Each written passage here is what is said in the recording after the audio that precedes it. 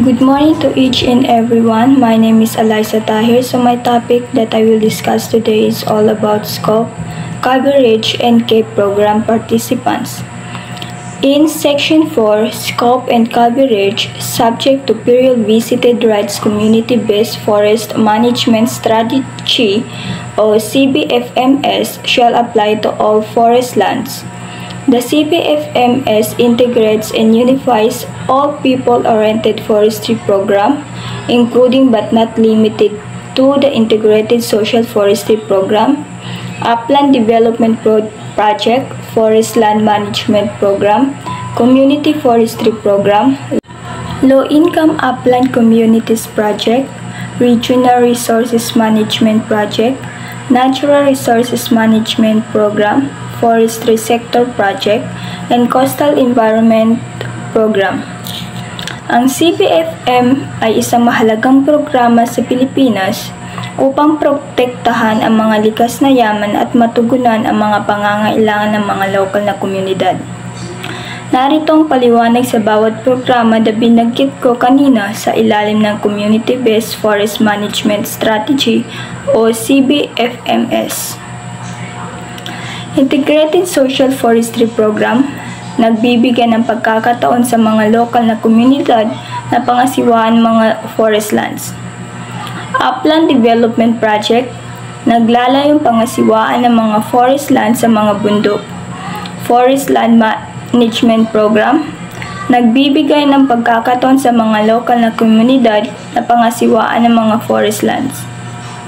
Community Forestry Program, naglalayong pangasiwaan ng mga forest lands sa pamamagitan ng mga lokal na komunidad.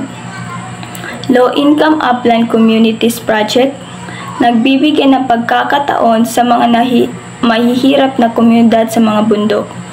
Regional Resources Management Project, naglalayong pangasiwaan ng mga likas na yaman sa regional. Natural Resources Management Program, nagbibigay ng pagkakataon sa mga lokal na komunidad na pangasiwaan ng mga likas na yaman. Forestry Sector Project, naglalayong pangasiwaan ng mga forest lands. Coastal Environment Program, nagbibigay ng pagkakataon sa mga lokal na komunidad na pangasiwaan ng mga coastal environment. Karagdagang impormasyon para doon sa lahat, ang mga programa ay nagbibigay ng pagkakataon sa mga lokal na komunidad na pangasiwaan ng mga forest lands at likas na yaman.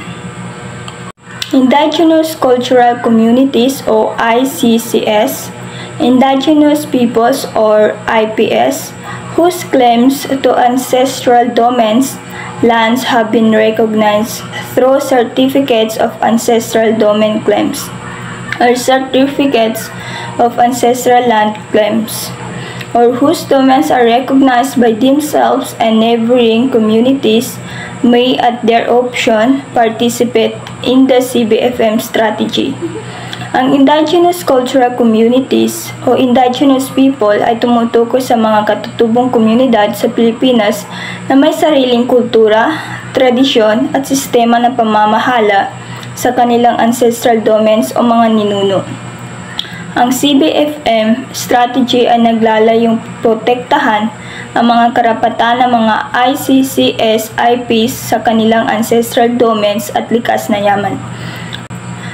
At tumako na naman tayo sa Section 5. Ang Section 5, Qualification of Participants, the principal participants in CBFMP shall be the local communities as represented by their organization, herein referred to as People's Organization. Ang Section 5 ng Community-Based Forest Management Program ay nagtatakda ng mga kwalifikasyon para sa mga partisipante, particular sa mga lokal na komunidad. Narito ang detalyadong paliwanag. In order to participate in the CBFM, PO must have the following qualification.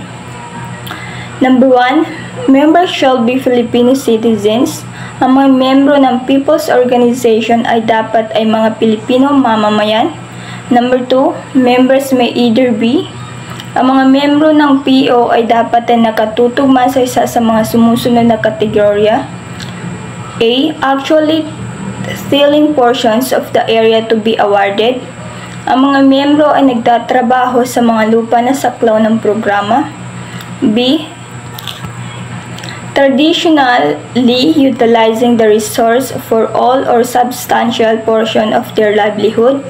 Ang mga miyembro ay nagpapakita ng traditional na paggamit ng likas na yaman sa lugar or actual residing within or adjacent to and are dependent on and actually developing portions of the areas to be awarded. Ang mga miyembro ay nakatira sa loob o malapit sa lugar at tumaasa sa mga likas na yaman nito. Ang mga kwalifikasyon ay naglalayong siguraduhin na ang mga partisipante ay may sapat na kaalaman, karanasan at kaugnayan sa lugar upang makapag-ambag sa tagumpay ng programa. Sa Section 6, incentives to the PO's participants shall be entitled to the following incentives and privileges. Ang Section 6 ng Community-Based Forest Management Program ay nagtatakda ng mga insensitibo at pribilehiyo para sa mga people's organization na kalahok sa programa. To occupy, develop, protect, manage, and utilize the forest lands and its resource within a designated CBFM area and claim ownership of introduced improvements. Ang PO ay maaaring gamitin linangin, protektahan, pangasiwaan, at gamitin ang mga forest lands at likas na yaman sa loob ng CBFM area. Maaari rin silang mag-claim ng pagmamay-ari sa mga pagpapabuti ng kanilang ipinakilala. When appropriate, allocate to members and regulate rights to use and sustainably manage forest lands resources within the CBFM area.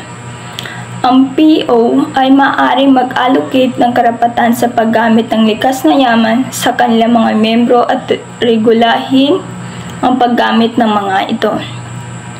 To be exempted from paying land rental for use of the CBFM areas, ang PO ay exempted sa pagbayad ng land rental para sa paggamit ng CBFM area.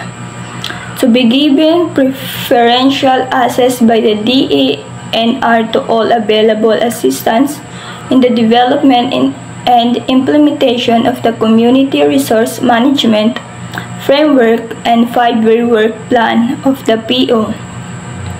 Ang PO ay bibigyan ng preferential na access sa mga programa ng gobyerno para sa pagpapaunlad ng Community Resource Management Framework at 5-year work plan, and to enter into agreement or contracts with private or government entities for the development of the whole or portions of the CBFM area and or economic activities therein.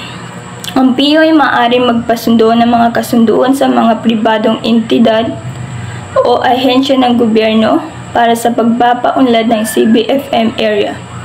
Ang mga insentibo at pribilehiyo ay naglalayong hikayati ng mga PO na makilahok sa CBFMP at mag-ambag sa pagpapaunlad ng kanilang komunidad.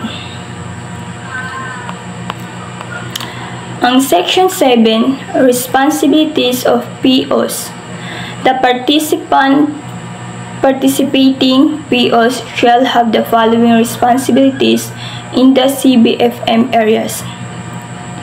Ang Section 7 ng Community-Based Forest Management Program ay nagtatakda ng mga responsibilidad ng mga people's organization sa mga CBFM area. Take the lead in boundary delineation, taking into account their customs, traditions, and beliefs, and if needed, in parcellary surveys within their CBFM area. Ang PO ay dapat tumayo sa pagtatakda ng mga hangganan ng kanilang CBFM area na nagpapahalaga sa kanilang mga tradisyon at paniniwala. Designate areas according to their sustainable use and when appropriate. in accordance with their native costumes, traditions, and practices, allocate and regulate resource use rights in accordance with national laws, rules, and regulations. Ang PIO ay dapat mag-allocate ng karapatan sa paggamit ng likas na yaman sa kanilang mga miyembro na nagpapahalaga sa mga pambansa at lokal na batas. Prepare and implement Community Resource Management Framework and 5-year work plan.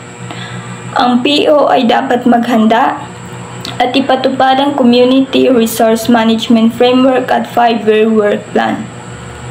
And the next, develop and implement equitable benefit sharing arrangement among its members. Ang PIO ay dapat magbuo ng mga mekanismo para sa pagbabahagi ng benepisyo sa kanilang mga membro. And protect, rehabilitate, and conserve the natural resources in the CBFM area and assist government in the protection of adjacent forest lands. Ang PIO ay dapat protektahan, rehabilitahin at konserbahin ang mga likas na yaman sa CBFM area. Ang mga responsibilidad na PIO ay naglalayong protektahan ang mga likas na yaman, pagkakaroon ng patas na pagbabahagi ng benepisyo, at pagkakaroon ng matibay na pangangasiwa sa CBFM area. At doon lamang po nagtatapos ang aking report. Maraming salamat.